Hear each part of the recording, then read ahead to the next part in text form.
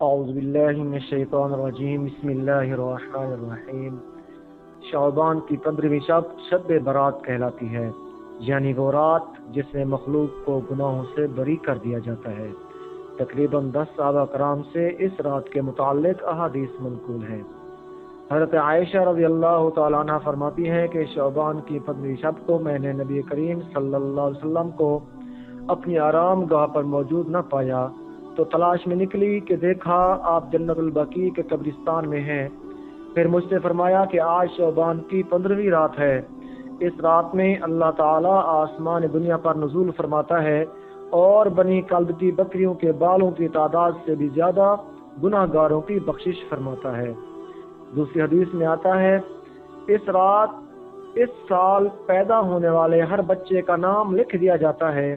اس رات میں اس سال مرنے والے ہر آدمی کا نام بھی لکھ لیا جاتا ہے۔ اس رات میں تمہارے اعمال اٹھائے جاتے ہیں اور تمہارا رزق اتارا جاتا ہے۔ اسی طرح ایک روایت میں ہے کہ اس رات میں تمام مخلوق کی مغفرت کر دی جاتی ہے سوائے 7 اشخاص کے۔ وہ یہ ہیں: مشرک، والدین کا نافرمان، کینہ پرور، شرابی، قاتل، شلوار کو ٹخنوں سے نیچے لٹکانے والا اور چغل خور۔ ان 7 افراد کی اس عظیم رات میں بھی مغفرت نہیں ہوتی جب تک کہ یہ اپنے جرائم سے توبہ نہ کر لیں۔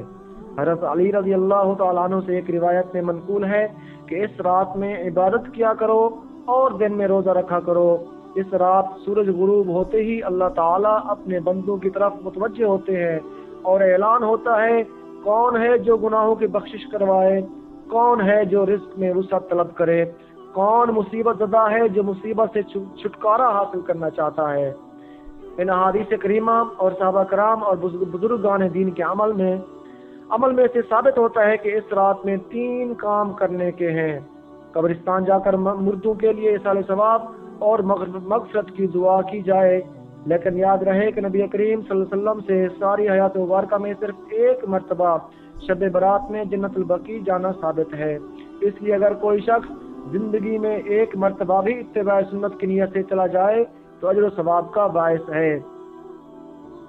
اس رات میں نوافل، تلاوت، ذکر و اذکار کا اہتمام کیا جائے۔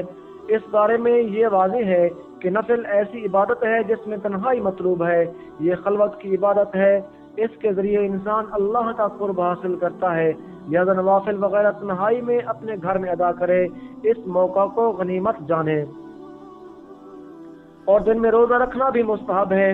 ایک تو اس بارے میں حضرت علی رضی اللہ تعالیٰ عنہ کی روایت ہے، دوسرا یہ کہ نبی کریم صلی اللہ علیہ وسلم 13، 14 اور 15 کے روزوں کا اہتمام ہر ماہ ایام 20 میں فرماتے تھے۔ لہذا اس نیت سے روزہ رکھا جائے تو موجب اجر و ثواب ہوگا۔ واللہ اعلم بالصواب۔ تو دوستان محترم، ان احادیث کی روشنی سے یہ پتہ چلتا ہے کہ یہ رات مغفرت کی، بخشش کی اور رزق میں فراوانی کی رات ہے۔ تو ہمیں چاہیے کہ ہمیں مغرب کے فوراً بعد ہی عبادت شروع کرنی چاہیے اور مغرب کے بعد کے وہ 6 نوافل بھی پڑھنے چاہیے جو کہ 2 رکعت کر کے ادا کیے جاتے ہیں، جس میں رزق کی فراوانی، عمر بالخیر اور صحت کاملہ مانگی جاتی ہے اور بلاؤں سے حفاظت بھی مانگی جاتی ہے۔ اور عشاء کے بعد صلاۃ التسبیح ادا کرنی چاہیے اور اپنے گناہوں کی مغفرت مانگنی چاہیے، بخشش مانگنی چاہیے۔